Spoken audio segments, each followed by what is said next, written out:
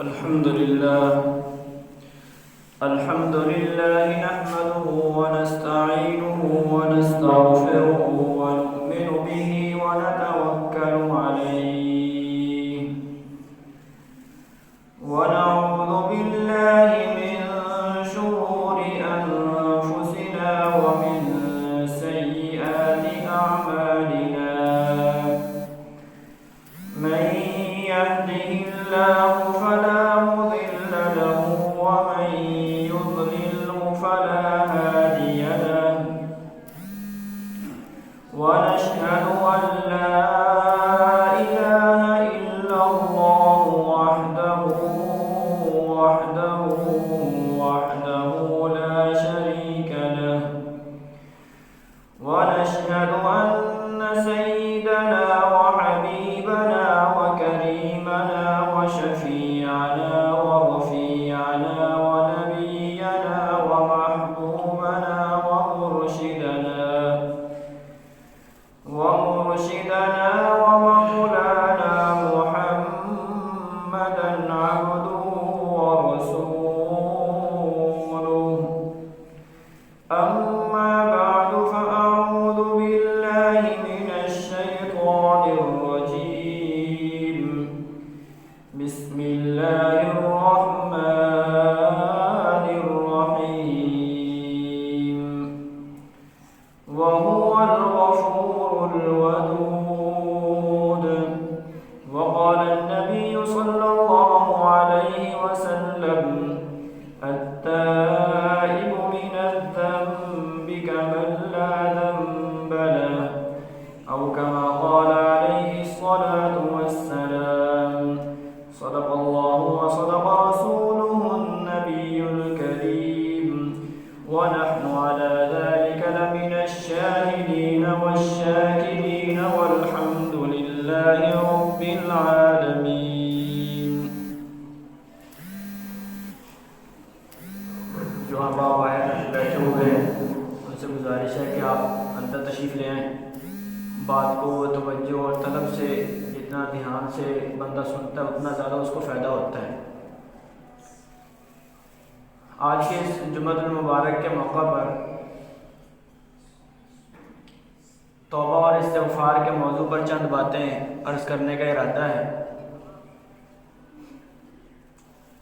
یہ جو آیت مبارکہ آپ حضرات کے سامنے تلاوت کی گئی ہے اس میں اللہ جل شانہ نے ارشاد فرمایا کہ اللہ تعالیٰ بہت زیادہ معاف فرمانے والے ہیں اور بہت زیادہ معاف فرمانے والے کیوں ہیں آگے اس کی بھی وجہ بیان فرمائی. میں اس کی وجہ یہ ہے کہ اللہ رب العزت کو اپنے بندوں سے پیار بہت ہے. اس پیار کی وجہ سے ابھی دنیا کے اندر موقع ہے کہ ہم اللہ رب العزت کی رحمتوں اور مغفرتوں سے فائدہ اٹھا لیں, ورنہ جب سانس نکل جائے گا پھر اس کے بعد میرے عزیز دوستو یہ موقع ختم ہو جائے گا. حدیث مبارکہ میں آتا ہے سرکار دو عالم صلی اللہ علیہ وسلم نے ارشاد فرمایا کہ اللہ تعالیٰ بندے کی توبہ قبول فرماتے ہیں حتی لم یغرغر او کما قال علیہ السلام, جب تک کہ اس کے اوپر غرغرہ کی کیفیت طاری نہیں ہو جاتی. یعنی جب انسان کی روح یہاں پر گلے میں آ کے اٹک جاتی ہے, یہاں تک روح پہنچنے سے پہلے اگر بندہ اللہ رب العزت کی ذات سے توبہ کر لے, اپنے گناہوں کی معافی مانگ لے تو اللہ تعالیٰ اس کو معاف فرما دیتے ہیں.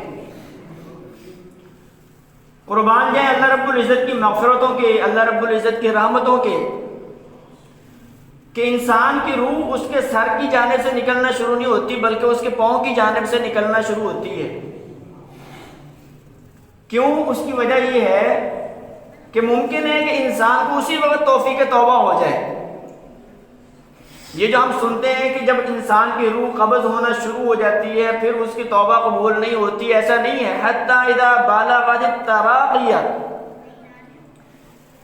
میرے عزیز دوستو اللہ تعالیٰ انسان کو مہلت دیتے ہیں. اگر ایک انسان کے پاؤں سے روح نکلنا شروع ہو گئی اور گلے تک اس کی روح پہنچنے سے پہلے پہلے وہ کہہ دے یا اللہ میں توبہ کرتا ہوں، آپ کی بارگاہ میں معافی مانگتا ہوں، اللہ تعالیٰ پھر بھی اس کو معاف فرما دیں گے۔ اللہ رب العزت کی ذات میرے عزیز دوستو بہت کریم ذات ہے، وہ تو بخشش کے بہانے ڈھونڈتی ہے۔ رحمت حق بہانہ میں جو ہے، رحمت حق بہانہ ڈھونڈتی ہے کہ میرا بندہ کوئی بہانہ پیش کرے۔ بھاؤ نہ میں جو ہے وہ بھاؤ نہیں مانگتی، ورنہ اللہ رب العزت کی ذات کا حق کون ادا کر سکتا ہے؟ چنانچہ قرآن کریم میں جب اللہ رب العزت نے ارشاد فرمایا یا ایھا الذین آمنوا اتقوا اللہ حق تقاتہ، اے ایمان والو اللہ رب العزت سے ایسے ڈرو، اللہ رب العزت کا ایسا تقوی اختیار کرو جیسے اس سے ڈرنے کا حق ہے۔ روایات میں آتا ہے کہ صحابہ کرام کی دھاڑیں نکل گئی، رونا شروع کر دیا کہ یا اللہ ہم آپ کے ذات کا جیسے حق ہے ویسے کیسے حق ادا کر سکتے ہیں، ہم تو کمزور ہیں، ناقص ہیں۔ اللہ رب العزت نے صحابہ کرام کے اس رونے کے اوپر اپنا فضل خاص فرمایا اور یہ آیت مبارکہ ارشاد فرمائی فاتقوا اللہ ما استطعتم، کہ تم اللہ رب العزت سے اتنا تو ڈرو جتنا تمہارے اندر طاقت ہے، اتنا تو تمہیں اللہ رب العزت کی ذات سے ڈرنا چاہیے، اتنا تمہیں گناہوں سے بچنا چاہیے، اس کی نافرمانیوں سے بچنا چاہیے۔ میرے عزیز دوستوں کو مالک تو ہمیں بخشنے کے لیے تیار ہے۔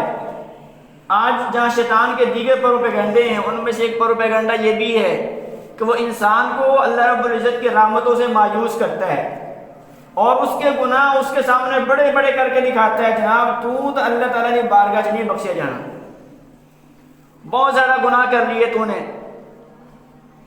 اسے پتہ نہیں کہ اللہ رب العزت نے ایک دریا پیدا کیا، ایک جو سمندر پیدا کیا ہے، اس سمندر کے اندر روزانہ کروڑوں انسانوں کی نجاستیں جاتی ہیں اور اس کی ایک لہر آتی ہے اور سارے کے سارے سمندر کو پاک کر دیتی ہے پھر سے۔ تو جب اللہ رب العزت کی مخلوق کے اندر یہ طاقت ہے کہ وہ کروڑوں انسانوں کی نجاستوں کو ایک منٹ کے اندر بالکل ختم کر کے زائل کر کے پانی کو پاک صاف کر دے، تو خود اس اللہ رب العزت کے رحمتوں کے اندر کیا طاقت ہوگی؟ وہ اپنے بندے کو کتنا معاف کر سکتی ہے۔ بعضی ہم میں سے ذرا سے نیک ہو جاتے ہیں، دوسروں کے متعلق ہم کہنا شروع کر دیتے ہیں، کسی کو گناہ کرتے دیکھ لیے جناب تینوں اللہ نے معاف نہیں کرنا۔ کبھی بیوی خاوند سے ناراض ہوئی، بیوی کہہ دیتی ہے تینوں اللہ نے معاف نہیں کرنا، کبھی خاوند بیوی سے ناراض ہوتا ہے تینوں اللہ نے معاف نہیں کرنا۔ یہ انتہائی سخت جملہ ہے، اللہ تعالیٰ کی ذات کو انتہائی نفرت ہے اس جملے سے۔ چنانچہ صحیح مسلم کے اندر حدیث مبارکہ ہے کہ ایک آدمی دوسرے آدمی کو شرمندہ کرنے کے لیے کہہ رہا تھا کہ تجھے اللہ تعالیٰ معاف نہیں کرے گا، تجھے اللہ معاف نہیں کرے گا۔ اللہ رب العزت نے وہی نازل فرمائی کہ یہ کون ہوتا ہے جو میرے اوپر حکومت کرنا شروع کر دے، میرے اوپر چڑھائی کرنا شروع کر دے کہ اگر اس نے کہہ دیا تو میں مجبور ہو جاؤں گا، میں اس بندے کو معاف کر دوں گا تو شاید یہ میرے خلاف کے مقدمہ لے کے آ جائے گا۔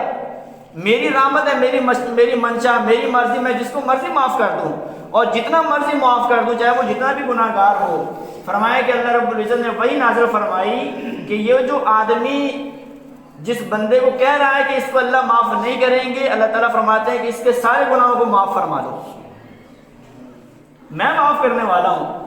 جب وہ میری بارگاہ میں جھک گیا، میری بارگاہ میں شرمندہ ہو گیا تو میری رحمتوں کو ٹھکانہ نہیں۔ فرمایا کہ اس بندے کو تو معاف کر دو اور جس بندے نے اس کو میری رحمت سے مایوس کیا تھا اس کی تمام نیک اعمال کو ضائع کر دو، نیک اعمال کو ضائع کر دو۔ روایت میں آتا ہے کہ اس ایک جملہ کہنے کی وجہ سے بندے کی زندگی کی ساری نیکیاں ختم ہو جاتی ہیں کہ اس نے اللہ رب العزت کی ذات کے ساتھ مقابلے کا سوچا کیسے۔ اللہ رب العزت قرآن کریم کے اندر بار بار فرما رہا ہے کہ میں معاف کرنے والا ہوں، میں معاف کرنے والا ہوں، میں معاف کرنے والا ہوں، اور یہ اللہ رب العزت کے فیصلے کے مقابلے میں اپنا فیصلہ سنا رہا ہے کہ تجھے اللہ معاف نہیں کریں گے۔ یہ اللہ رب العزت کے فیصلے کے مقابلے میں فیصلہ کرنے کی طاقت کہاں سے رکھتا ہے؟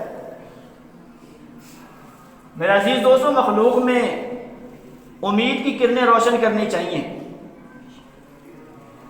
اللہ رب العزت کی رحمتوں کو بیان کرنا چاہیے، اور ایک مومن کو تو اللہ اکبر، امام اعظم ابو حنیفہ رحمۃ اللہ علیہ نے فرمایا کہ اگر اللہ رب العزت بالفرض جہنم کو پیدا نہ بھی فرماتے اپنی نافرمانیوں کے اوپر کوئی سزا نہ بھی سناتے، تب بھی جو لائق بندہ ہے اللہ کا، سمجھدار بندہ، اس کو یہ زیب ہی نہیں لیتا کہ اپنے مولا کی پھر بھی نافرمانی۔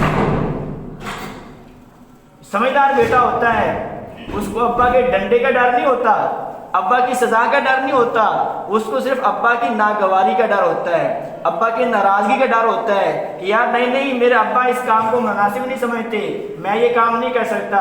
سمجھدار بچہ ایسا ہوتا ہے۔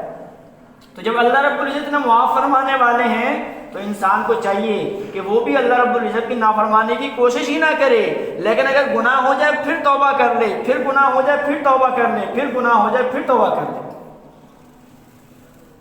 اللہ اکبر۔ ایک روایت میں آتا ہے کہ جب بندہ اللہ رب العزت کی بارگاہ میں توبہ کرتا ہے تو اللہ تعالیٰ ارشاد فرماتے ہیں کہ میرے بندے کو معاف کر دو، کیونکہ میرا بندہ جانتا ہے کہ میں معاف کرنے والا ہوں۔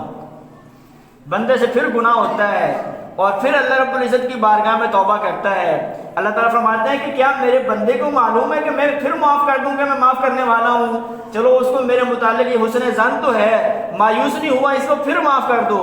بندہ پھر گناہ کرتا ہے، پھر توبہ کرتا ہے اللہ رب العزت کی بارگاہ میں، حتیٰ کہ یہ سلسلہ مسلسل چلتا رہے، تب بھی اللہ رب العزت کو ہر دفعہ معاف فرما دیں گے۔ لیکن کبھی بھی ایسا نہیں کرنا چاہیے کہ بندہ گناہ کرتے کرتے توبہ کرنا چھوڑ دے۔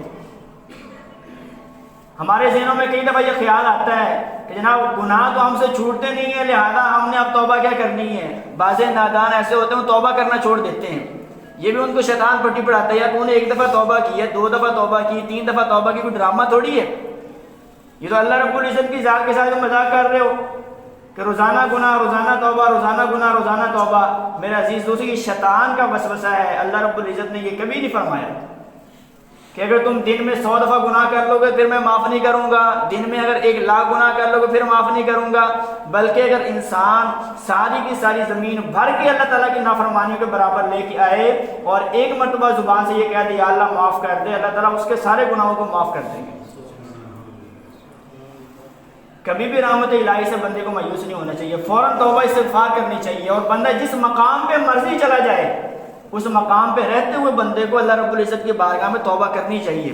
یہ نہیں ہے کہ جناب میں نماز پڑھتا ہوں مجھے توبہ کرنے کی کیا ضرورت ہے، یہ نہیں ہے کہ میں جو ہے تہجد پڑھتا ہوں، تسبیحات پڑھتا ہوں، مجھے توبہ کرنے کی کیا ضرورت ہے۔ خود سرکار دو عالم صلی اللہ علیہ وسلم نے ارشاد فرمایا، حدیث کا مفہوم ہے کہ میں دن میں 100 مرتبہ استغفار کرتا ہوں۔ فرمایا کہ میرے دل پہ بس اوقات تھوڑا سا پردہ آ جاتا ہے تو میں اس پردے کو ہٹانے کے لیے، کیونکہ مخلوق میں گھومنے پھرنے کی وجہ سے اور مخلوق کے ساتھ مشغول ہونے کی وجہ سے کبھی بس اوقات جو ذات الہی کے ساتھ مشاہدات الہیہ چل رہے ہوتے ہیں اور اللہ رب العزت کے ساتھ قرب کی باتیں ہو رہی ہوتی ہیں، اس میں ذرا سی رکاوٹ آئی، فرمایا کہ اس کے اوپر بھی میں توبہ استغفار کرتا ہوں۔ چنانچہ ملا علی قاری رحمۃ اللہ علیہ نے لکھا ہے، فرمایا کہ عام لوگوں کی توبہ تو کفر سے ہوتی ہے، شرک سے ہوتی ہے، بدعات سے ہوتی ہے، صغیرہ گناہوں سے ہوتی ہے، لیکن فرمایا کہ جو مقربین بارگاہ ہوتے ہیں، اللہ رب العزت کے قرب میں رہنے والے لوگ ہوتے ہیں، ان کی توبہ الغیبوبۃ من الرجوع، فرمایا کہ من الغیبوبۃ الی الرجوع، ان کی توبہ غیبوبت سے رجوع کی طرف ہوتی ہے کہ وہ ذرا سے اللہ رب العزت کی ذات سے غافل ہوئے فوراً توبہ استغفار کرتے ہیں، یا اللہ مجھے تو ہر وقت آپ کی یاد میں لگا رہنا چاہیے تھا، یہ تھوڑی دیر جو میرا دل آپ کی ذات سے غافل ہوا اس کے اوپر بھی توبہ استغفار کرتا ہوں۔ میرا عزیز دوستو، یہی تصوف ہے، یہی خانقاہی کام کی محنت ہے کہ بندے کے دل کو ہمہ وقت ذات الہی کے ساتھ جوڑ دیا جائے، ذات الہی کے ساتھ جوڑ دیا جائے، جہاں جہاں درمیان میں کمی ہے وہاں توبہ استغفار کریں۔ بعض لوگوں نے کشف و کرامات کو اور ڈھول ڈھمکے کو اور ڈانس پارٹی کو اس کو تصوف کا نام دے دیا، قوالیوں کو تصوف کا نام دے دیا۔ آج کی نام نہاد قوالیاں جس میں مرد و خواتین دونوں بیٹھے ہوئے ہیں، اور جو قوالی پڑھنے والا اس کے چہرے کے اوپر بھی داڑھی نہیں ہے، نماز وہ نہیں پڑھتا، اور منہ کے اندر پان سے بھرا ہوا منہ ہے اور اس سے جناب قوالی گا رہا ہے۔ اس چیز کا نام تصوف تھوڑی ہے۔ تصوف تو اپنے دل کی صفائی کا نام ہے، اپنے معاملات کو صاف کر لینے کا نام ہے، اپنے اخلاق کو صاف ستھرا کر لینے کا نام ہے۔ اس چیز کا نام تصوف ہے، جس کے اوپر صحیح معنی میں بزرگ محنت کر رہے ہیں، ورنہ تو بازاری اور لوٹنے والے لوگ اس مارکیٹ میں بہت ہیں.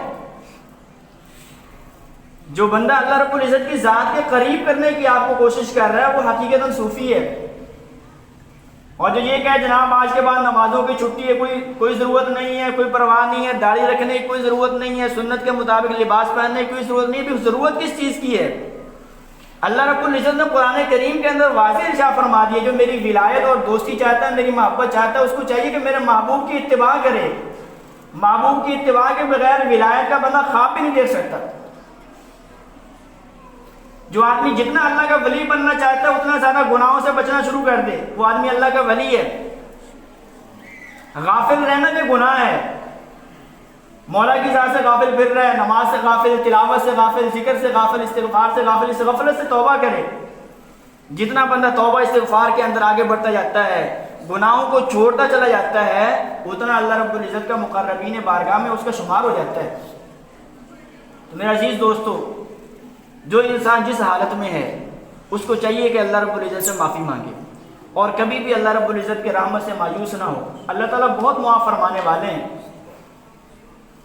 ایک صحابی رسول ہیں, بڑی گناہوں کے اندر زندگی گزری, بہت گناہوں کے اندر. لوگوں کے گھروں میں نقب لگا کے چوریاں کیا کرتے تھے اور غلط تعلقات تھے. لیکن قربان جائیں سرکار دو عالم صلی اللہ علیہ وسلم کی نظر عنایت کے اوپر کہ حضور کی جس آدمی کے اوپر ایک نظر پڑ گئی اور اس آدمی کے دل میں ایمان آ گیا, میرا عزیز دوست, بندہ کٹ مر سکتا ہے لیکن حضور کے در کو چھوڑ نہیں سکتا. سرکار دو عالم صلی اللہ علیہ وسلم کی ایک نظر کمال سے بندہ اس مقام پہ پہنچ جاتا تھا. آج تصوف کی, بزرگوں کی ہزاروں سال کی محنتوں سے بندہ اس مقام پہ نہیں پہنچ سکتا جس مقام پہ حضور کی ایک نظر عنایت سے بندہ پہنچ جاتا تھا. اس لیے کسی صحابی کی شان کا مقابلہ کوئی انسان کر ہی نہیں سکتا, کیونکہ جو نظر ان کے اوپر پڑی ہے وہ نظر بعد میں کون کس کے اوپر ڈال سکتا ہے. آپ صلی اللہ علیہ وسلم کی ایک نظر عنایت پڑی. اے مرثد پہلے کیا کرتے تھے؟ اے اللہ کے پیارے حبیب لوگوں کے گھروں میں نقب لگاتا تھا. آپ صلی اللہ علیہ وسلم نے ارشاد فرمایا اے مرثد ہمارے لیے بھی نقب لگاؤ گے؟ حضرت مرثد حیران رہ گئے کہ اللہ کے پیارے حبیب آپ کے لیے نقب لگاؤں, لوگوں کے گھروں کو توڑوں؟ فرمایا ہاں. اے اللہ کے پیارے حبیب وہ کیسے؟ سرکار دو عالم صلی اللہ علیہ وسلم نے ارشاد فرمایا کہ ہمارے کچھ مسلمان مکہ مکرمہ کے اندر قید ہیں, مظلومیت کی زندگی کاٹ رہے ہیں. اگر تم اپنے اس فن کو اسلام کے لیے استعمال کرو, مسلمانوں کی خیر خواہی کے لیے استعمال کرو, تو تمہارے لیے ہماری دعائیں ہوں گی. ان مظلوم مسلمانوں کو ظلم سے نجات دلواؤ. اے اللہ کے پیارے حبیب میں حاضر ہوں. چلو یہ فن اسی کام میں سے کسی کا فائدہ ہو جائے گا, کوئی مسلمان چھوٹ جائے, اس کو رہائی مل جائے. مکہ مکرمہ میں جاتے ہیں, ایک گھر میں نقب لگائی, مسلمان کو وہاں سے نکالا, چل بھائی. دوسرے گھر میں نقب لگائی, کچھ دن وہاں پر رہے, 8 مسلمانوں کو وہاں سے رہا کروایا. ایک جگہ پر جو پہلے غلط تعلقات تھے اس عورت کو پتہ چلا, اس نے معلومات حاصل کی ہیں. تو مرثد گزر رہے ہیں, آواز دی اس نے, اے مرثد آئیے. اپنا ہاتھ آگے بڑھانے کی کوشش کی. حضرت مرثد رضی اللہ تعالیٰ عنہ قربان جائے صحابہ کرام کی شان کے اوپر کہ حضور کے قدموں میں آنے کے بعد مجال ہے کہ کسی دنیا کی نعمت کی طرف یا دنیا کی کشش کی طرف وہ اپنی نظر اٹھائیں. انہوں نے کہا اے مرثد تو وہی نہیں ہے؟ فرمایا کہ نہیں آپ مرثد وہ نہیں ہے. اس ہاتھ کے ذریعے سے میں نے رسول اللہ صلی اللہ علیہ وسلم کے ہاتھ کے اوپر بیعت کی ہے. جن ہاتھوں نے اللہ کے رسول صلی اللہ علیہ وسلم کا ہاتھ چھو لیا ہو, اب وہ کبھی بھی کسی نامحرم کا ہاتھ نہیں چھو سکتے,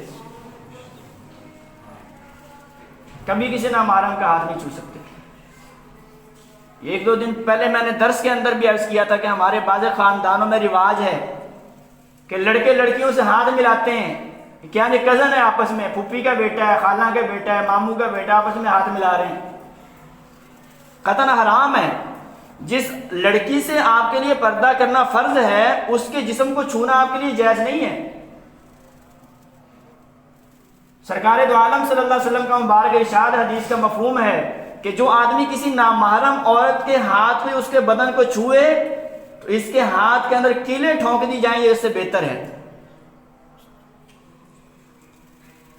اور اسی طریقے سے نامحرم لڑکیوں کو ایسے خام خواہ پیار دے رہے ہیں، نوجوان لڑکیاں اور ان کے سر کے اوپر ایسے ہاتھ رکھ رہے ہیں۔ یہ بھی میں نے مسئلہ کل پرسوں تفصیل سے عرض کیا تھا درس کے اندر، اس بارے میں بہت احتیاط کرنی چاہیے۔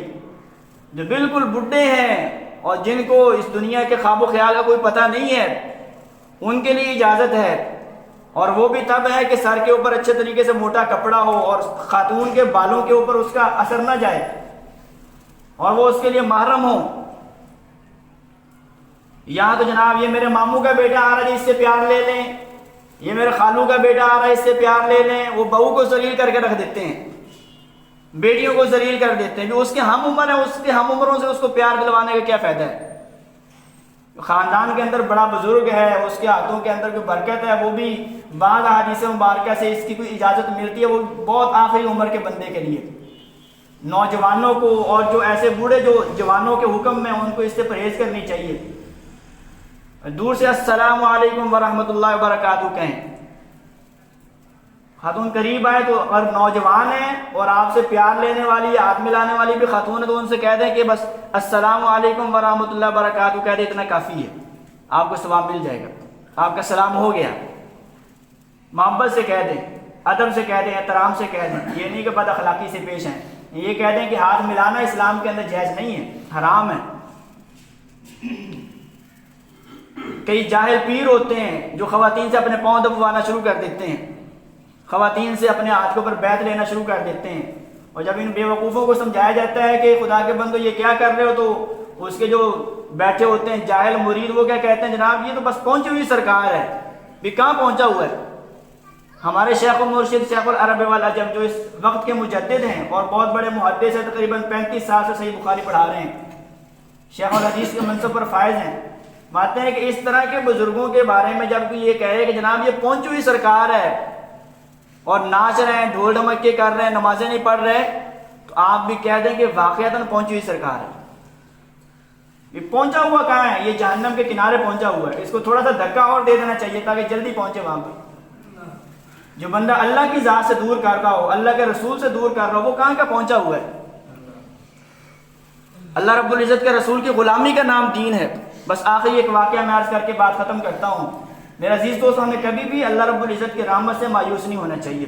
بنی اسرائیل کا ایک واقعہ بڑا مشہور ہے کہ ایک نوجوان بہت گناہوں کی زندگی گزار رہا تھا، گاؤں والوں نے، شہر والوں نے اس کو بڑا سمجھایا، ایک دفعہ اس نے غلطی کی، پھر سمجھایا، پھر غلطی کی، پھر سمجھایا۔ آخر ان شہر والوں نے یا ٹاؤن والوں نے، جو بھی علاقہ تھا، انہوں نے یہ آپس میں مشورہ کیا کہ اب کی بار اگر اس نے بھی اس طرح کا غلط قدم اٹھایا تو اس کو ذلیل کر کے یہاں اپنے علاقے سے نکال دینا ہے۔ وہ نوجوان کچھ عرصہ صبر کرتا رہا، پھر گناہ ہو گیا۔ بالآخر کیا ہوا کہ اس کو مرثد تعالیٰ عنہ کا تھوڑا سا واقعہ رہ گیا، تو انہوں نے کہا کہ نہیں اب یہ نہیں ہو سکتا۔ اس عورت نے شور مچا دیا کہ اچھا میں تجھے ذلیل کروں گی۔ شور مچایا تو یہ فوراً وہاں سے بھاگے، بڑی مشکل سے یہ خیر و عافیت کے ساتھ چھپتے چھپاتے مدینہ منورہ میں پہنچے۔ آپ صلی اللہ علیہ وسلم کو جا کے ساری کارگزاری سنائی کہ اللہ کے پیارے حبیب 8 مسلمانوں کو تو رہائی دلوائی ہے، لیکن اس صورتحال سے میرا سامنا ہوا ہے، اور اللہ کے پیارے حبیب جس عورت نے مجھے گناہ کی دعوت دی تھی، میں نے گناہ سے بچنے کی تو کوشش کی ہے، لیکن اے اللہ کے پیارے حبیب میرا دل اس سے اٹکا ہوا ہے، کیونکہ زمانہ جاہلیت کے اندر میرا اس سے تعلق تھا۔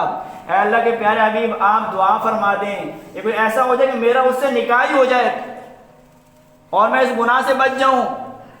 قربان جائیں، اللہ رب العزت کی ذات نے سورۃ النور کے اندر فوراً آیات اتار دی، الزانیۃ والزانی لا ینکح الا زانیۃ او مشرکہ۔ اے مرشد آپ اس خاتون کے متعلق کیوں سوچ رہے ہیں جو زانیہ عورت ہوتی ہے، اس کو زانی سے نکاح کرنا پسند ہوتا ہے؟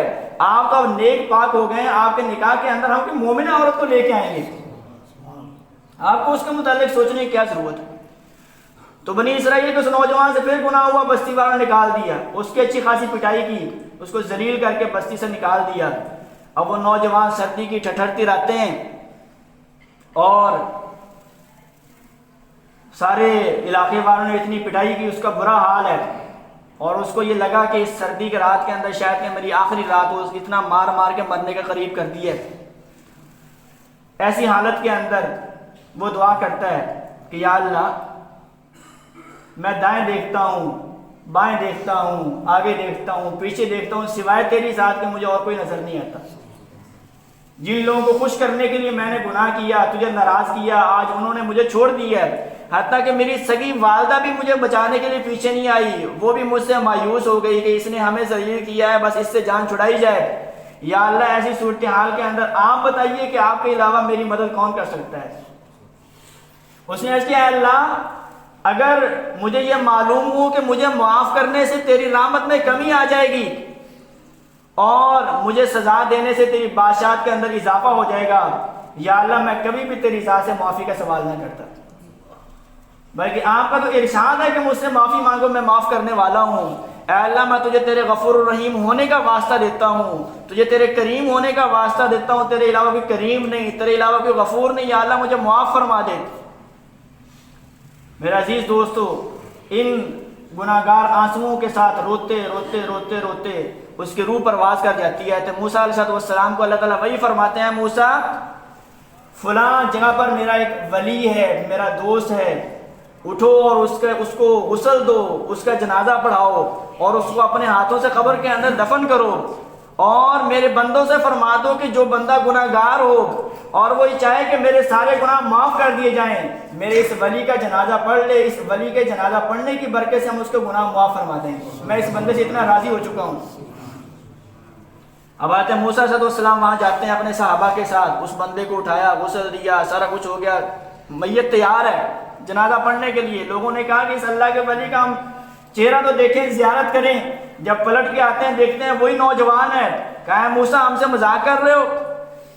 یہ بھی اللہ کا ولی ہے، یہ تو فاسق فاجر تھا، اس کو تو ہم نے ذلیل کر کے اپنی بستی سے نکالا تھا، اپنے رب سے رابطہ کیجئے کہیں آپ بھولے تو نہیں ہیں۔ اللہ تعالیٰ کی بارگاہ میں مناجات کی، جواب ہے موسیٰ نہیں، یہ وہی نوجوان ہے، لیکن اس نے مرنے سے پہلے پہلے اتنے ہماری بارگاہ میں آنسو بہائے، اتنے آنسو بہائے، فرمایا کہ اتنی میری بارگاہ میں آہوزاری کی کہ اگر اس لمحے میں یہ سارے اہل زمین کے لیے مغفرت مانگتا تو میں سب کو معاف کر دیتا۔ اس نے صرف اپنی معافی کا سوال کیا تھا، فرمایا کہ میں نے اسے معاف کر دیا۔ میرے عزیز دوستو، ہمیں بھی چاہیے کہ ہم اللہ رب العزت کی بارگاہ میں توبہ استغفار کریں، اللہ رب العزت کی ذات سے سلو کریں، اللہ تعالی ہم سب کے گناہوں کو معاف فرمائیں، اپنی ولایت اور دوستی نصیب فرمائیں۔ وما علینا الا البلاغ المبین۔